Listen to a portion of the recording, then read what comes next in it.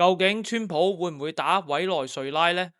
佢從9月份開始就對委內瑞拉嘅獨裁者馬杜羅呢就實行咗極限施壓戰略嘅，甚至呢就係將而家全球最先進嘅福特號航空母艦呢都係派遣到委內瑞拉嘅水域附近嘅，然後呢仲話關閉咗委內瑞拉嘅領空嘅。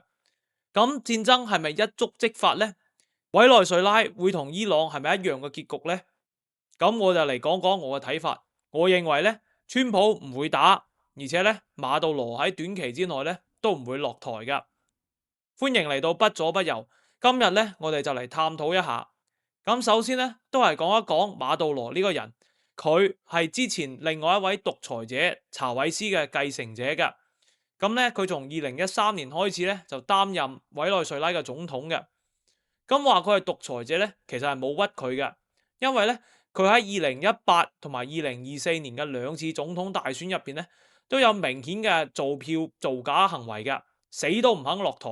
所以全球好多個國家，包括美國，都唔承認佢係合法總統嘅。喺佢嘅統治之下，委內瑞拉經濟崩潰，通膨嚴重，有住大規模嘅移民潮，有超過700萬人咧就逃離咗呢個國家嘅。咁更有甚者咧，美國就指控佢係一個大型毒品網絡，叫太陽卡特爾嘅首腦嘅。咁佢同其他毒品集團合作咧，每年咧就走私成幾百噸嘅可卡因咧就到美國，就要咧毒害美國人嘅。咁喺2020年咧，美國政府咧就已經係正式起訴咗馬杜羅噶啦。咁咧國務院咧就懸紅1500萬美金嘅。咁到咗今年8月咧，就已經變成咗5000萬美金嘅。咁川普政府咧就係打蛇隨棍上，首先咧就係對委內瑞拉出發嘅毒品走私船隻咧就進行打擊嘅。咁從9月份到而家咧，至少已經擊沉咗10條船噶啦。咁然後喺10月份開始咧，就開始對加勒比海地區咧就進行大規模嘅軍事集結啦，包括派遣全球最先進、最大嘅航空母艦福特號咧就到達該國嘅海域嘅。另外咧仲有10幾艘主要嘅戰艦。包括可以投入登陸作戰嘅兩棲攻擊艦啦，以及咧就超過1萬名嘅海軍、空軍同埋海軍陸戰隊嘅士兵嘅，仲有派出咗上百部戰機，包括咧 F-35嘅。咁川普本人接受採訪嘅時候咧，亦都係多次拒絕咧會排除推翻馬杜羅嘅可能性嘅，而且咧佢一直講嘅都係咧馬杜羅咧就一定要落台嘅。咁你就可能會問，點解你當時會預測咧？川普會轟炸伊朗，但係呢一次咧就預測川普唔會打呢？點講都好啦，伊朗嘅軍事實力肯定比委內瑞拉強大係嘛？咁我嘅判斷咧主要係幾個原因嘅。第一，當時美國空軍咧派遣 B2轟炸機咧去轟炸伊朗嘅核設施咧，確實係一場可以編入教科書嘅行動嘅，係非常之成功嘅。但係無論 B2轟炸嘅難度有幾高咧，佢依然係完全個空中打擊。係唔需要有任何嘅地面行動嘅。美國有一個非常之勁嘅盟友叫以色列，完全咧就可以作為後手嘅。但係委內瑞拉呢度咧就唔同嘅。你話美軍空襲去摧毀佢哋嘅核心設施咧，可以話係非常之輕鬆。但關鍵嘅就係咧，無論你空中打擊幾成功咧，你真係要拉咗或者係殺死馬杜羅咧，係好有可能咧係需要美軍去登陸嘅。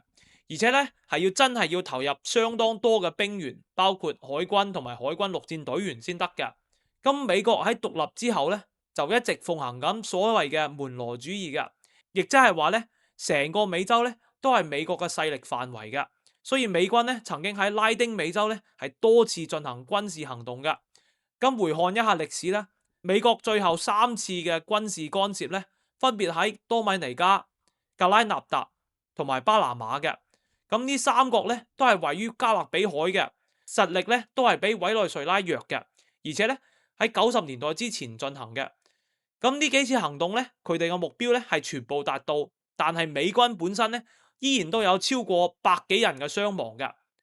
咁另外咧喺南美大陸上面咧，美國咧係冇一個有強嘅軍事水準嘅盟友嘅，所以咧美國如果要打嘅話咧，就只能自己搞掂嘅。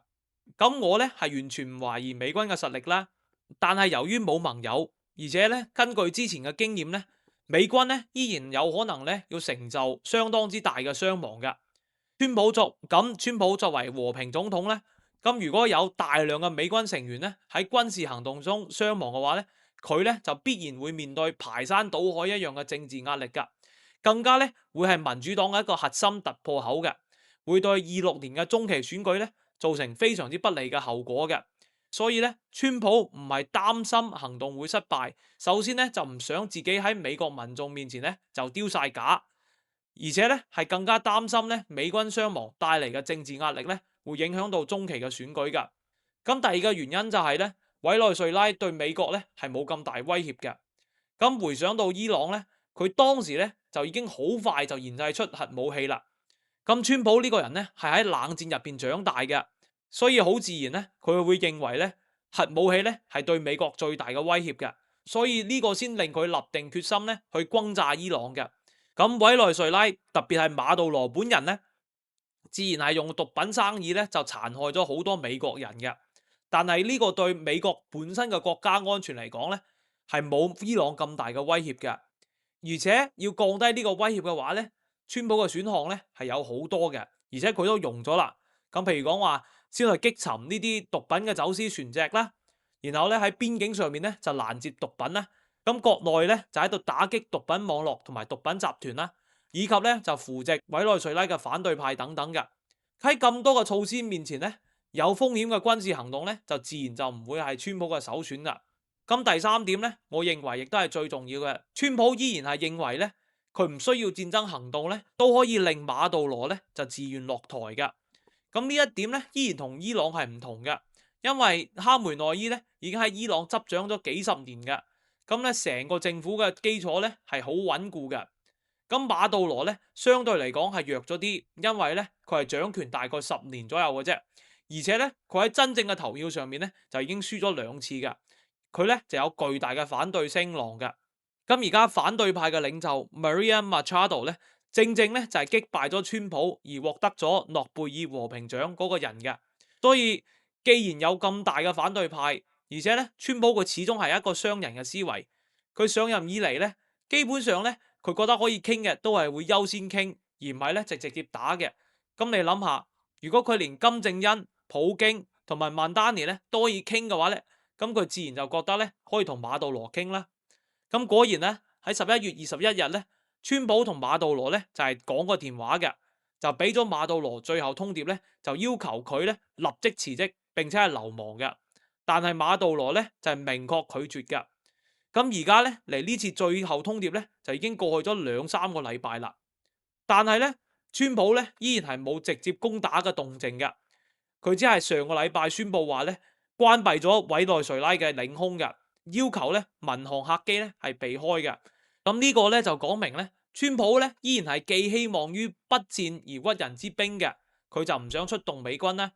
咁啱啱我哋亦都講過啦。川普最大嘅顧慮咧，就係美軍登陸咧傷亡而帶嚟嘅政治壓力嘅，所以咧佢就一直希望咧就係委內瑞拉內部或者係 CIA 幫手咧可以推翻馬杜羅，咁就最好啦。但係作為獨裁者咧，馬杜羅咧係冇咁容易俾推翻嘅。雖然話委內瑞拉而家都唔可以講係一個正常國家啦，但係馬杜羅嘅國家機器咧依然喺度正常運作嘅。咁呢一點咧就係獨裁者嘅最大本錢啦。另外咧，反對派領袖亦即係前面所講嘅 Maria Machado 咧，佢更加願意走和平路線，而唔係發動內戰嘅。加上咧，委內瑞拉始終有大量嘅石油，而且有馬杜羅自己嘅毒品生意，外加中國同埋俄羅斯2條水喉都夠晒佢用啦。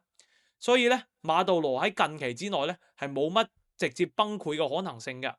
咁上一位推翻嘅獨裁者咧，係舊年呢個時候喺敘利亞嘅阿薩德政權噶。但係咧，呢個係內戰打咗差唔多15年之後咧，先至發生嘅。咁我哋可以睇到咧，喺現代社會咧，要推翻一個真正嘅獨裁者咧，係好困難噶。所以咧，我認為就算 CIA 喺背後有做嘢，如果係冇真正嘅軍事行動嘅話咧，馬杜羅咧係唔會落台噶。咁川普嘅呢個極限施壓戰略咧，如果佢嘅敵人咧係完全唔願意接受佢嘅出價嘅話咧，其實咧係冇作用嘅。川普如果係真係咁想令馬杜羅落台咧，佢就必須要動用美軍啦。但係佢而家咧就係投鼠忌器，既要馬杜羅落台，又唔想出動美軍呢，咁我就覺得呢，佢唔會成功噶。咁當然，如果我估錯嘅話呢，我係會非常之開心嘅，因為呢，呢個代表呢，世界上呢，又少咗一個獨裁者啦。咁你覺得川普會點樣做呢？馬杜羅會唔會落台呢？就喺評論入邊講出你嘅睇法啦，或者係點讚同埋分享我呢個 channel 嘅。咁今日節目嘅時間就差唔多啦，多謝，下次再會。